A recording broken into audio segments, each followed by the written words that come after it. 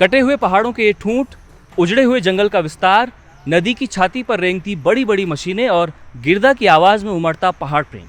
इन दृश्यों और गिरदा की कविता को सुनकर अगर आप कुछ भावुक हो चुके हैं, कुछ चिंतित हो चुके हैं, तो चलिए आपको कुछ चमकीली तस्वीरें दिखाते हैं।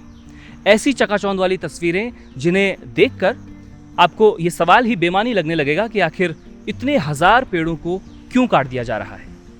इन जैसे हजारों पेड़ों को इसलिए काट दिया गया है क्योंकि यहाँ से विकास को होकर गुजरना है, और वो विकास कितना खूबसूरत होगा, कितना मनमोहक होगा, इसके लिए सरकार ने एक वीडियो भी जारी किया है। इस वीडियो को देखिए।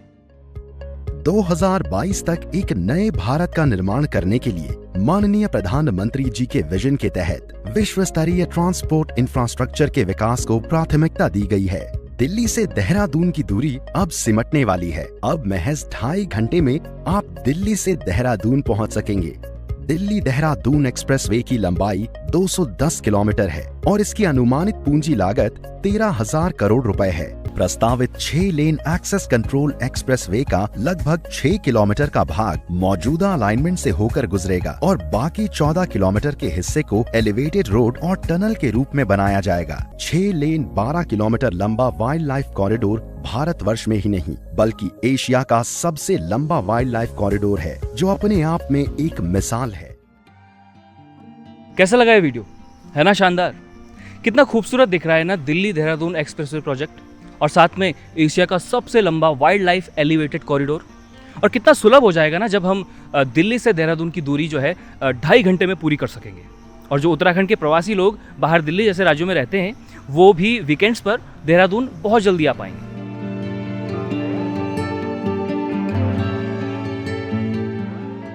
लेकिन क्या आप जानते हैं कि सरकार लगभग 13,000 करोड़ रुपए की लागत से इस प्रोजेक्ट को बना रही है, और इस 13,000 करोड़ रुपए के प्रोजेक्ट पर के लिए सरकार ने 13,000 से भी ज्यादा पेड़ों को काट दिया है। लेकिन सरकार ने अपने इस वीडियो में इन पेड़ों के कटान का कहीं कोई जिक्र ही नहीं किया है। तो चलिए आज इस ग्राउंड रिपोर्ट में हम आपको बताएंगे इस प्रोजेक्ट से जुड़ी वो तमाम बातें जिन्हें सरकार ने आपसे छिपा लिया है। सरकार ने इस प्रोजेक्ट का उजला पक्ष तो आपको बताया है, लेकिन इस प्रोजेक्ट का एक स्याह पक्ष भी है जिसके बारे में आज हम आपको ग्राउंड से बताएंगे।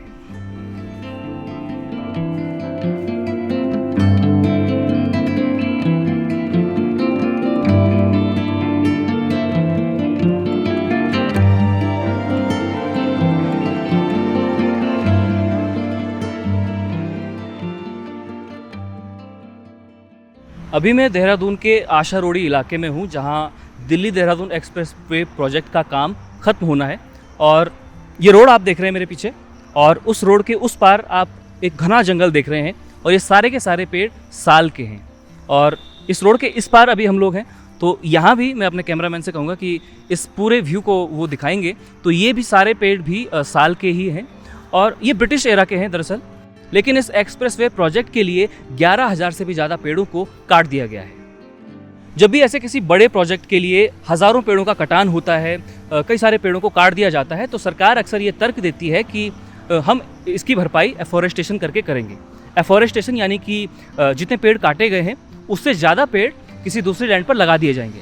लेकिन अक्सर हम ये भी देखते हैं कि ये जो बात है वो सिर्फ हवाई ही रह जाती है, और एफॉरेस्टेशन के ज़्यादा कामयाब उदाहरण हमें देखने को नहीं मिलते हैं। खासतौर पर अगर मैं इस प्रोजेक्ट की बात करूं तो पर्यावरणविद ये मानते हैं कि ये जितने भी पेड़ आपको दिख रहे हैं ये साल के पेड़ हैं, और इन्हें पनपने में सैकड़ों साल लगे हैं। इनमें से किसी की जो उम्र है वो 80 साल है, किसी की 90 साल है, किसी की 100 साल है। और उस वक्त जो एनवायरनमेंट था, जो मौसम था, वो अलग था।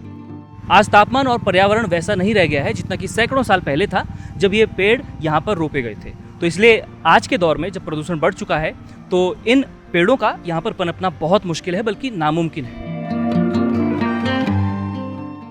इस बारे में हमने एनवायरमेंटलिस्ट हिमांशु अरोड़ा से भी बात की। सुनिए क्या कुछ कहा उन्होंने।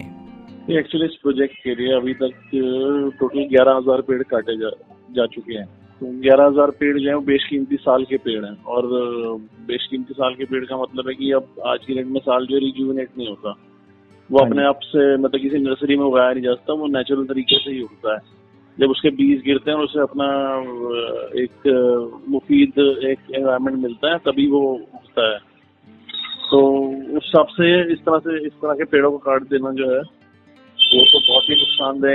11,000 पेड़ यहाँ काटे जा रहे हैं और लगभग 2,500 से 3,000 पेड़ दिल्ली बॉर्डर पे भी काटे जा रहे हैं। तो टोटल इसमें 14,000 से 15,000 पेड़ों का जो है नुकसान है इस पूरे हाईवे को बनाने के लिए।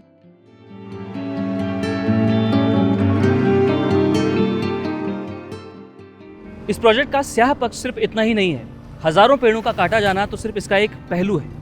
चलिए अब इस प्रोजेक्ट के दूसरे महत्वपूर्ण पहलू की ओर आपको लिए चलते हैं। तो अभी हम डाट की काली टनल के पास हैं। ये एक जो टनल है वो पहले की बनाई हुई टनल है और ये जो टनल है ये इसका काम साल 2018 में पूरा हुआ और इसके बगल में जो आप रास्ता देख रहे हैं यहाँ पर भी एक टनल बनाई जा रही है, तीसरी टनल जिसका काम दिल्ली देहरादून एक्सप्रेसवे प्रोजेक्ट के तहत किया जा रहा है। तो चलिए अब टनल के उस पार जाते हैं और वहाँ से आपको फिर इस प्रोजेक्ट की बारीकियों के बारे में बताएंगे।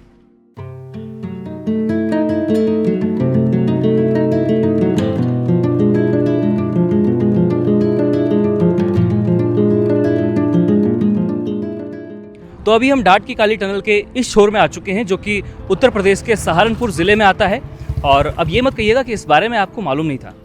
इस टनल को पार करने के बाद जो ज़िला लगता है वो उत्तर प्रदेश लगता है। उत्तर प्रदेश का सहारनपुर ज़िला ये होता है और टनल के उस पार जहाँ से हम आए हैं तो वो उत्तराखंड का देहरादून ज़िला है। तो चलिए अब आपको लिए चलते हैं उस जगह पर जहाँ पर एशिया के सबसे बड़े सबसे लंबे वाइल्ड लाइफ एलिवेटेड कॉरिडोर का काम शुरू हो रहा है और जो कि इस दिल्ली देहरादून एक्सप्रेसवे प्रोजेक्ट का एक अहम हिस्सा माना जा रहा है।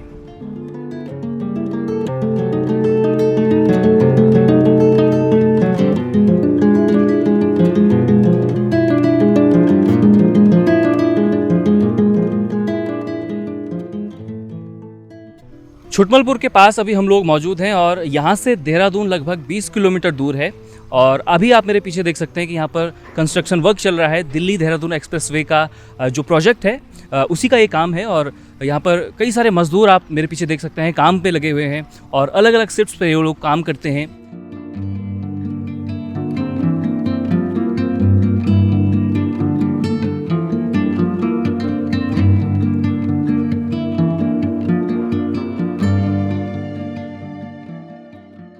एशिया के सबसे लंबे वाइल्ड लाइफ एलिवेटेड कॉरिडोर के बारे में NHAI द्वारा बनाए गए वीडियो में क्या कुछ कहा गया है, पहले इसे देख लीजिए। प्रस्तावित 6 लेन एक्सेस कंट्रोल एक्सप्रेसवे का लगभग 6 किलोमीटर का भाग मौजूदा अलाइनमेंट से होकर गुजरेगा और बाकी 14 किलोमीटर के हिस्से को एलिवेटेड रोड और टनल के रूप में बनाया जाएगा। एलिवेटेड रोड व अंडरपास की पर्याप्त संख्या जानवरों के बेरोक टोक आवाजाही को सुनिश्चित करेगा। मौजूदा हाईवे वर्तमान में डाट की देवी टनल से होकर गुजरता है। इस टनल के साइड में एक और टनल बनाई जाएगी ताकि यातायात आवागमन विभाजित रहे। इस एक्सप्रेसवे का तकरीबन 4 किलोमीटर का हिस्सा उत्तराखंड में है जिसका ज्यादातर भाग सामान्य भूमि तल से ऊंचा रहेगा ताकि अंडरपास के द्वारा वन्य जीवों का आवागमन बना रहे। 6 लेन 12 किलोमीटर लंबा वाइल्ड लाइफ कॉरिडोर भारतवर्ष में ही नहीं बल्कि एशिया का सबसे लंबा वाइल्ड लाइफ कॉरिडोर है जो अपने आप में एक मिसाल है। दिल्ली देहरादून एक्सप्रेसवे के निर्माण में भूमि अधिग्रहण एवं पर्यावरण समर्थन प्रक्रिया अग्रिम चरण में है। वन एवं वन्य जीव प्रस्तावों को मंजूरी मिल गई है। कितना अच्छा लग रहा है ना NHAI का ये वीडियो। एक ऐसा कॉरिडोर जिससे पेड़ भी बच जाएंगे, जानवर भी प्रभावित नहीं होंगे और विकास भी हो जाएगा। लेकिन क्या जानवरों का विस्थापन संभव है? क्या जानवरों को भी हम मुआवजा देकर एक जगह से दूसरी जगह विस्थापित कर सकते हैं? क्या हाथी, हिरण और नीलगाय जैसे जानवरों को उनके घर के बदले प्लॉट आवंटित किए जा सकते हैं? यही सवाल पर्यावरण और वन्य जीवों की चिंता करने वाले लोग भी उठा रहे हैं। ये पूरा जंगल राजाजी नेशनल पार्क का हिस्सा है। यहाँ हाथी हैं, बंदर हैं, लंगूर हैं, हिरण हैं और अनेकों जानवर हैं। कई दुर्लभ चिड़िया और जानवरों का एक घर है जिसे बीच से चीरते हुए एक एलिवेटेड कॉरिडोर बनाया गया है। इस कॉरिडोर के बारे में हिमांशु अरोड़ा कुछ वाजिब सवाल उठा रहे हैं, सुनिए। जो ये पेड़ कटे हैं तो पूरा पारिस्थितिकी तंत्र काफी हद तक नष्ट हो गया है, तो उससे जो बड़े बड़े जानवरों का जो रहवास है वो भी समाप्त हुआ है। जो बर्ड्स हैं या ग्रे हॉर्नबिल है, ग्रे हॉर्नबिल तो वैसे ही जो IUCN की रेड लिस्ट में है और एंडेंजर्ड स्पीशीज है, तो बहुत कुछ पॉसिबल है कि इन्हीं पेड़ों में से जो काटे गए उनमें उसके घोंसले भी रहे होंगे तो उनको भी डैमेज किया गया है। और फिर यहाँ पे रेड जंगल फाउल है, हाइनाज हैं, और आपकी कई हिरन की कई स्पीशीज यहाँ पे देखी गई है। तो उन सबको उनको नुकसान, उनका हैबिटेट हमने खत्म कर दिया है, या उनको भी एक शॉक में एकदम हम ले आए। चलिए, वहाँ तो एलिवेटेड हाईवे बन रहा है, डाट काली टनल से पहले मोंड से डाट काली तो एलिवेटेड है, पर जो डाट काली से और आपके आसारोड़ी तक तो एलिवेटेड नहीं है। तो वो लोग कैसे क्रॉस करेंगे 4 लेन हाईवे जिसमें आदमी 100 की स्पीड से गाड़ी भगा रहा होगा? तो वो तो अपने एक भाग में कैद होके रह गए। और जंगल के फलने फूलने के लिए जानवरों का पूरे जंगल के अंदर घूमना या एक स्थान से दूसरे स्थान पर आसानी से जा पाना एक बहुत ही आवश्यक चीज है।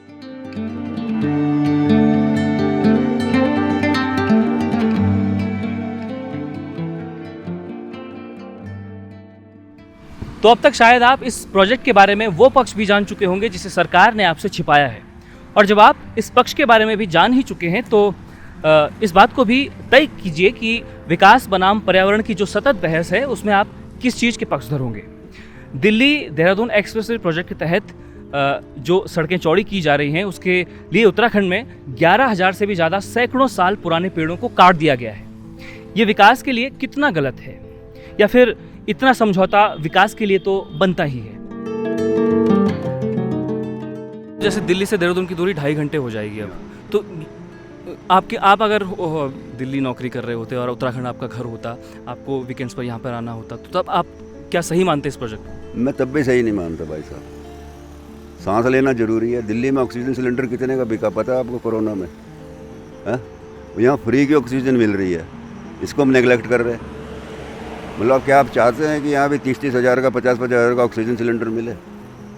तो वो विकास, मेरे को तो ऐसा विकास अच्छा नहीं लगेगा बिल्कुल भी, कि जो पीढ़ियों के लिए जो हमारे धरोहर है उसको नष्ट करके विकास हो। ऐसा विकास ठीक नहीं।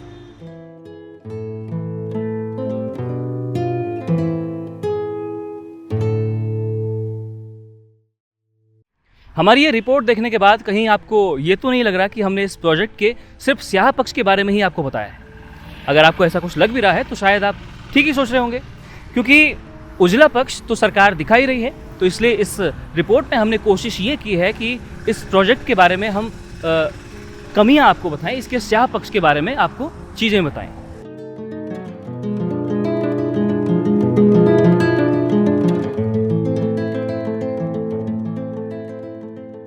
तो हमारी ये रिपोर्ट आपको कैसी लगी हमें कमेंट बॉक्स में ज़रूर बताइएगा। ये वीडियो आपको पसंद आया हो तो इसे शेयर कीजिए ताकि हमारा कंटेंट जो है वो ज़्यादा से ज़्यादा लोगों तक पहुंच सके।